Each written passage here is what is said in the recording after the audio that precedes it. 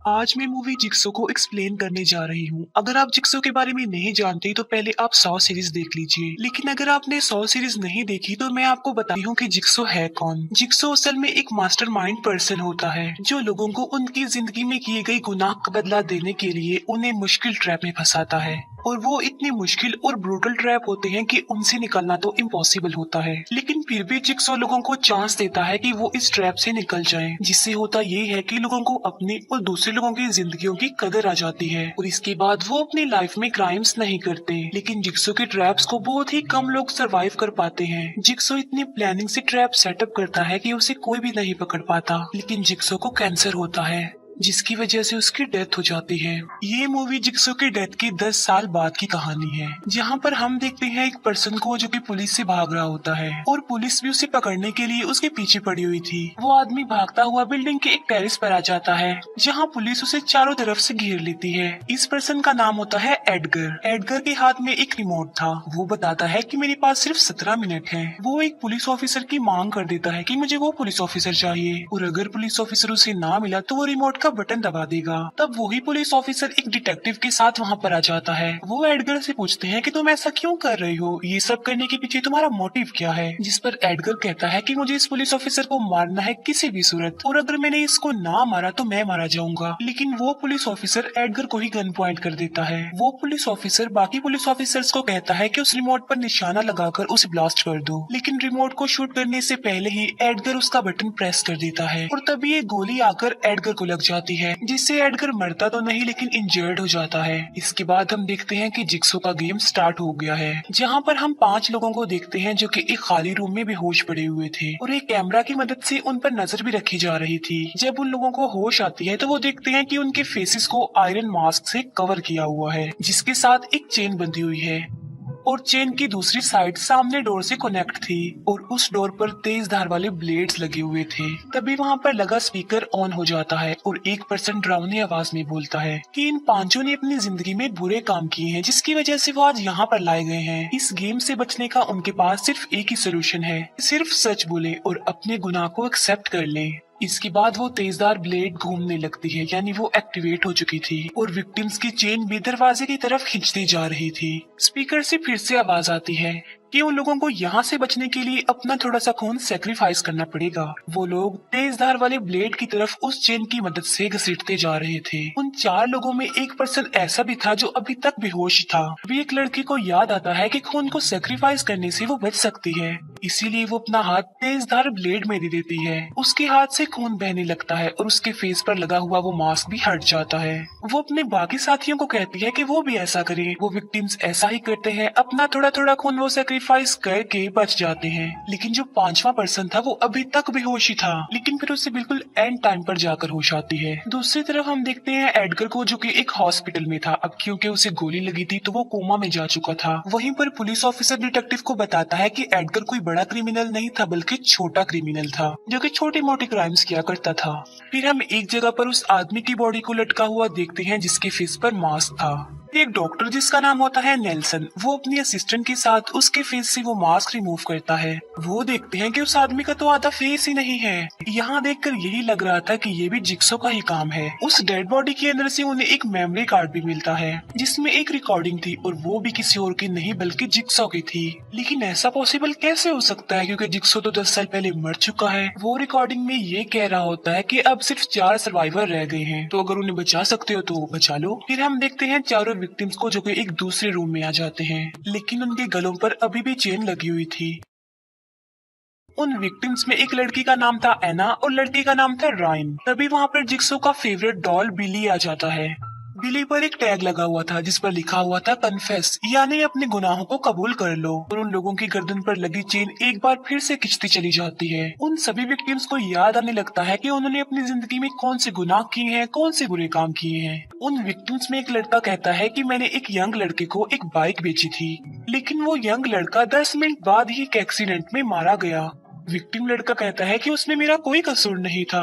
Victim एना बोलती है कि मेरा बच्चा मर गया क्योंकि उसका बच्चा सोते सोते उसके हस्बैंड के नीचे आकर दबने से मर गया। जिस लड़के ने बाइक सेल की थी उसे बिली डॉल के पास से एक टेप मिल जाती है। जब उस टेप को प्ले किया जाता है तब जिक्सो बताता है कि तुम में से कोई एक ऐसा भी है जो चोर है और उस चोर ने एक लेडी का पर्स चुराया था और वो लेडी अस्थमा की पेशेंट थी जिसे पंप टाइम पर ना मिलने की वजह से वो मारी गई और वो चोर उस लेडी को वहीं पर मरता हुआ छोड़कर वहाँ से चला गया। जिक्सो कहता है कि मैंने उस चोर की बॉडी में एक खतरनाक जहर इंजेक्ट कर दिया है और उनके सामने 3 इंजेक्शन लगाए गए थे। तीनों में से एक इंजेक्शन में उस जहर की वैक्सीन थी जबकि एक इंजेक्शन में खतरनाक किस्म का केमिकल था और तीसरे इंजेक्शन में था एसिड। तभी उनमें से एक लड़की अपने गुनाह को कबूल करती है कि मैंने ही उस लेडी का पर्स चुराया था। उस लड़की को कहा जाता है कि वो एक इंजेक्शन को चूज करे और अगर वो ऐसा नहीं करेगी तो उसके बाकी साथी भी मारे जाएंगे। डरकर रायन उस लड़की को कहता है कि जल्दी से एक इंजेक्शन चूज करो और इसे लगा लो। उन इंजेक्शन पर कुछ नंबर लिखे हुए थे। जब वो लड़की कोई एक इंजेक्शन चूज नहीं करती तब रायन तीनों इंजेक्शन ही उसे लगा देता है। तब एसिड और खतरनाक किस्म के केमिकल के आपस में रिएक्शन की वजह से वो लड़की मारी जाती है। बाकी साथियों के गले की चेन्स खुल जाती हैं। वो दिखते हैं कि इंजेक्शन पर लिखे गए नंबर असल में एक कोड है जो कि अगले रूम के डोर के कोड्स थे। पासवर्ड एंटर करने के बाद वो डोर ओपन हो जाता है। फिर वो लोग एक रूम में आ जाते हैं। एना वहाँ पर चिल्ला रही होती है कि मेरे हस्बैंड के गुनाह की सजा मुझे क्यों दी जा रही है।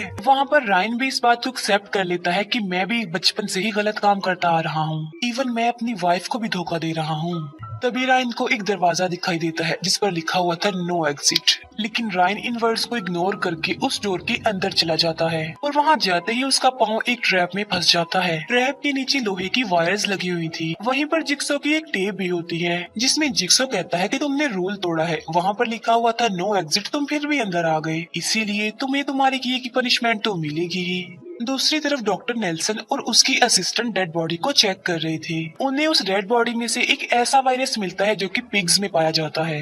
तब डॉक्टर नेल्सन को इन्फॉर्म किया जाता है कि पुलिस को एक और डेड बॉडी मिल गई है। ये डेड बॉडी उसी लड़की की थी जिसमें जहर इंजेक्ट किया गया था। जब डॉक्टर नेल्सन उस लड़की की डेड बॉडी को चेक करता है तो वो कहता है कि इस लड़की को एक खतरनाक किस्म का एसिड दिया गया है। तब पुलिस ऑफिसर नेल्सन से पूछता है कि तुम एसिड के बारे में कैसे जानते हो, जिस पर नेल्सन बताता है कि मैं फोर्सेस में काम किया करता था जहाँ पर मुझे टेररिस्ट ने किडनैप कर लिया और मुझे टॉर्चर किया गया और वहीं पर लोगों को एसिड दिया जाता था। हम देखते हैं कि नेल्सन की बॉडी पर निशान भी थे। एना और एक और विक्टिम को एक दरवाजा मिलता है और वो उसके अंदर चले जाते हैं। वहाँ का दरवाजा बंद हो जाता है अपने आप ही और वहाँ पर लगी टीवी में जिक्सो दिखाया जाता है। साथ साथ उन लोगों के ऊपर अनाज भी गिरने लगता है जिससे एना और दूसरा विक्टिम उसके नीचे दबते चले जा रहे थे। जिक्सो कहता है कि अब तुम्हें बचाने का रास्ता सिर्फ रायन के पास है। असल में रायन के पास एक लीवर था, अगर वो उसे खींच देगा तो वो दोनों लोग बच जाएंगे। लेकिन रायन को इस बात का डर पड़ जाता है कि अगर उसने वो लीवर खींच दिया तो कहीं वो खुद ना मर जाए, इसीलिए वो उस लीवर को नहीं खींचता। एना और वो दूसरा विक्टिम गली तक अनाज से दब जाते हैं और उनके ऊपर तेज धार वाली चीजें आकर गिरना शुरू हो जाती हैं, जिसकी वजह से वो दोनों इंजर्ड भी हो जाते हैं। और फिर रायन लीवर खींच ही देता है जिससे उसकी टांग के पास लगी हुई वायर उसकी टांग में घुस जाती है और रायन की टांग 3 हिस्सों में कट जाती है। एना और वो विक्टिम वहाँ उस वीट रूम से बाहर आ जाते हैं।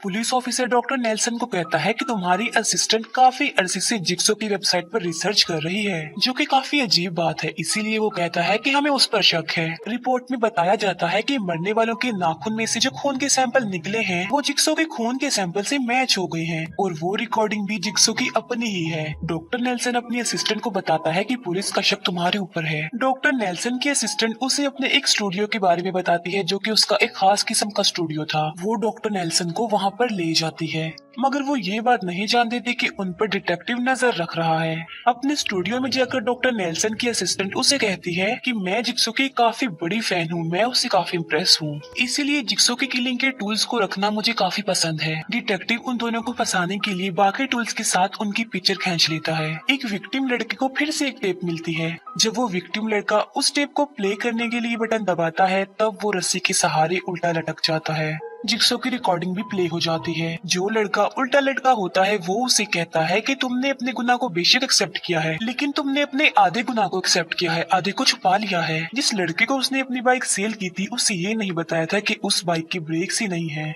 और ब्रेक ना होने की वजह से उस लड़के का एक्सीडेंट हुआ और वो मरने वाला लड़का कोई और नहीं बल्कि जिक्सो का नेफ्यू था। फिर वही विक्टिम लड़का एक ब्लेड मशीन में चला जाता है और वो उसी लड़के की बाइक से कनेक्टेड थी। उस ब्लेड मशीन को रोकने के लिए उसकी ब्रेक को प्रेस करना होगा, लेकिन वो ब्रेक काफी एंड पर लगी हुई थी। एना उस विक्टिम लड़के को काफी बचाने की कोशिश करती है, लेकिन उसकी बॉडी के टुकड़े टुकड़े हो जाते हैं। फिर हमें उस हॉस्पिटल का सीन दिखाया जाता है जहाँ पर एडगर एडमिट था, लेकिन एडगर वहाँ पर था ही नहीं, जिस पर मीडिया पुलिस से जिक्सो के मरने का प्रूफ मांगती है और पूरी मीडिया के सामने पुलिस जिक्सो की कब्र खुदवाती है और जिक्सो की कब्र में एडगर की डेड बॉडी मिल जाती है और ये इस बात की तरफ इशारा था कि जिक्सो अभी भी जिंदा है, इसीलिए वो लोगों को अभी भी मार रहा है। पिक्चर्स को देखते हुए पुलिस नेल्सन के असिस्टेंट को पकड़ने के लिए उसके स्टूडियो में जाती है, जहाँ पर उन्हें काफी कटी हुई एक डेड बॉडी मिलती है जिस पर लिखा हुआ था कि अब सिर्फ 2 ही सर्वाइवर रह गए हैं। इसके बाद डिटेक्टिव डॉक्टर नेल्सन को अरेस्ट करने के लिए चला जाता है, क्योंकि डॉक्टर नेल्सन भी तो उस वक्त अपने असिस्टेंट के स्टूडियो में ही था। डॉक्टर नेल्सन डिटेक्टिव को कहता है कि मुझे वो पुलिस ऑफिसर फंसाने की कोशिश कर रहा है, क्योंकि वो पुलिस ऑफिसर खुद मर्डर्स करके मेरे ऊपर ब्लेम कर रहा है और उसी पुलिस ऑफिसर ने एडगर पर भी गोली चलाई थी। तब एडगर के डेड बॉडी से मिलने वाली बुलेट को एग्जामिन किया जाता है तो वो गोली उस पुलिस ऑफिसर की गन से मैच हो जाती है। तब इन्वेस्टिगेशन के लिए डिटेक्टिव अब पुलिस ऑफिसर के घर पर चला जाता है और उसे फ्रिज में से लोगों की डेड बॉडी के कटे हुए पीस यानी जिक्सॉ पीस मिलते हैं। डॉक्टर नेल्सन की असिस्टेंट उसे बताती है कि जहाँ पर ये गेम खेली जा रही है, मतलब जहाँ पर ये गेम सेटअप है, मुझे उसकी लोकेशन पता चल गई है, इसीलिए ये दोनों खुद को बेकसूर साबित करने के लिए उस लोकेशन पर चले जाते हैं। अब नेल्सन को भी शक हो रहा था अपनी असिस्टेंट पर कि वो ही लोगों को मार रही है, क्योंकि वो जिक्सो की काफी बड़ी फैन भी थी, उससे काफी इम्प्रेस भी थी और उसे फॉलो भी कर रही थी। तभी वहाँ पर वो पुलिस ऑफिसर भी पहुंच जाता है और वो अपनी गन डॉक्टर नेल्सन की तरफ कर देता है। ये देखकर डॉक्टर की असिस्टेंट वहाँ से भाग जाती है। दूसरी तरफ उस गेम में हम देखते हैं कि एना और रायन को होश आ गया है और वो अपने सामने जिक्सो को देखते हैं। इसका मतलब साफ था कि जिक्सो भी जिंदा है। एना और रायन जिक्सो को कहते हैं कि वो उन्हें छोड़ दे, उन्हें ना मारे। जिक्सो उनसे कहता है कि तुम दोनों में कोई तो ऐसा है जिसकी गलती की वजह से तुम दोनों ही फंस जाओगे। जिक्सो बताता है कि तुमने रियलिटी को छुपाया है, सच नहीं बताया। रायन का एक कार की वजह से एक्सीडेंट हो गया था और उस कार में उसका दोस्त भी था और उसने सारा इल्जाम अपने फ्रेंड पर लगा दिया, ये कहते हुए कि उसका फ्रेंड सही ड्राइविंग नहीं कर रहा था। एना का बच्चा उसके हस्बैंड की गलती की वजह से नहीं मरा, बल्कि एना ने खुद उसका दम घोटकर उसे मारा था, क्योंकि एना उस बच्चे को बर्थ देना नहीं चाहती थी। एना ने सारा इल्जाम अपने हस्बैंड पर लगा दिया और उसे जेल हो गई। एना जो कि क्रिमिनल थी, उसे कोई भी सजा नहीं मिली और ना ही उसे कोई ज्यादा फर्क पड़ा। फिर जिक्सो उन्हें मौत का एक चैलेंज दे देता है कि या दोनों मर जाओ या दोनों बच जाओ। जिक्सो एक गन में गोली डालता है और कहता है कि यही गन तुम्हारी आजादी की चाबी है। जाते जाते जिक्सो ये कहकर जाता है कि जरा तुम अपने पीछे भी देख लेना। जब जिक्सो वहाँ से चला जाता है तब एना अपनी जान बचाने के लिए गन उठाती है। वो रायन को शूट करने लगती है, लेकिन गोली उसी पर चल जाती है, जिसकी वजह से एना मर जाती है। रायन को याद आता है कि जिक्सो ने जाते जाते कहा था कि जरा अपने पीछे भी देख लेना, लेकिन एना ने उसकी इस बात को इग्नोर कर दिया और देखो वो मारी गई। और उस गन में से 2 चाबियां भी निकलती हैं, लेकिन बदकिस्मती की बात ये है कि वो दोनों चाबियां टूटी हुई थी। अब क्योंकि जिक्सो ने कहा था कि ये गन ही तुम्हारी आजादी की चाबी है, लेकिन वो चाबियां तो टूट गई हैं, इसका मतलब है कि रायन भी अब वहाँ से नहीं निकल पाएगा। एक फेड गन से पुलिस ऑफिसर पर फायर किया जाता है, जिससे वो पुलिस ऑफिसर भी होश हो जाता है।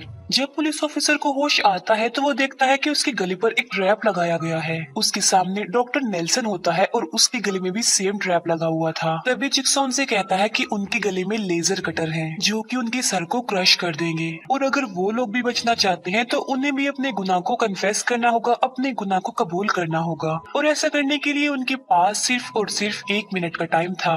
उनके सामने एक डिवाइस भी थी जिस पर 2 बटन लगे हुए थे। पुलिस ऑफिसर डॉक्टर नेल्सन वाली साइड वाला बटन प्रेस कर देता है, जिससे डॉक्टर नेल्सन का ट्रैप एक्टिवेट हो जाता है, जिसमें वो अपने गुनाह को एक्सेप्ट करता है कि मैंने ही लापरवाही में जिक्सो की मेडिकल फाइल को चेंज कर दिया, जिससे ये पता नहीं चल पाया कि जिक्सो को कैंसर था। उस लेजर डिवाइस से नेल्सन का गला कट जाता है और वो भी मर जाता है। लेकिन यहाँ पर सवाल ये उठता है कि नेल्सन ने तो अपने गुनाह को एक्सेप्ट कर लिया था, तो फिर वो क्यों मारा गया। अब बारी आ गई थी उसी पुलिस ऑफिसर की, जिसमें वो एक्सेप्ट करता है कि मैं रिश्वत लेकर खाता हूँ और क्रिमिनल्स को छोड़ देता हूँ, और उन लोगों की रिप्लेसमेंट में बहुत सारी मासूम लोगों को जेल में डाल दिया। जब वो ये गुनाह एक्सेप्ट कर लेता है तब उसका ट्रैप ओपन हो जाता है। वो सोचता है कि वो बच गया है और काफी खुश होता है। और तभी डॉक्टर नेल्सन जो कि मर गया था, अब वो उठ जाता है, क्योंकि असल में वो मरा ही नहीं था, क्योंकि वो सिर्फ पुलिस ऑफिसर से उसकी सच्चाई उगलवाना चाहता था और वो पुलिस ऑफिसर के कॉन्फेस को प्ले करता है। यहाँ पर आके सारे सीक्रेट्स खुल जाते हैं और अब सबकी कंफ्यूजन दूर हो जाएगी। असल में जिक्सो जिंदा नहीं हुआ था, बल्कि उसकी तो डेथ 10 साल पहले ही हो गई थी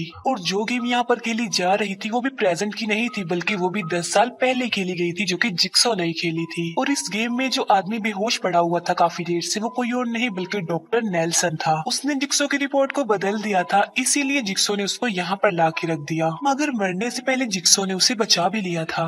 और नेल्सन की बॉडी पर जो हमने निशान देखे थे वो भी जिक्सो के गेम में यूज होने वाली ब्लेड के निशान थे। अब जैसा गेम 10 साल पहले जिक्सो ने सेटअप किया, जिक्सो ने खेला, सेम वैसा ही गेम प्रेजेंट में नेल्सन ने सेटअप किया और खेला। और जो डेड बॉडीज मिल रही थी वो भी और लोगों की थी। नेल्सन ने जिक्सो की आवाज को एडिट किया, उसमें छोटी मोटी चेंजिंग की ताकि सबको ये लगे कि वो जिक्सो ही है, यानी वो सब कुछ जिक्सो कर रहा है और इसके पीछे जिक्सो का ही हाथ है। और डॉक्टर नेल्सन उस पुलिस ऑफिसर को इसीलिए मारना चाहता था क्योंकि असल में एडगर ने नेल्सन की सिस्टर का मर्डर कर दिया था और उस पुलिस ऑफिसर ने एडगर से रिश्वत लेकर उसे भी छोड़ दिया। और एडगर को जो गोली लगी थी वो भी किसी और ने नहीं बल्कि डॉक्टर नेल्सन ने ही मारी थी और बाद में उस गोली को नेल्सन ने चेंज कर दिया। जिक्सो के गेम में 5 लोग थे लेकिन नेल्सन के गेम में सिर्फ 3 लोग थे और जो बाकी के 2 लोग थे वो खुद डॉक्टर नेल्सन था और वो पुलिस ऑफिसर था। ये सारी बातें बताकर नेल्सन उस डिवाइस का बटन प्रेस कर देता है जिससे पुलिस ऑफिसर के गले पर लगा लेजर कटर एक्टिवेट हो जाता है और उसके फेस के चीथड़े उड़ जाते हैं और वो मर जाता है और यहीं पर ही जिक्सो मूवी एंड हो जाती है। Thank you for watching.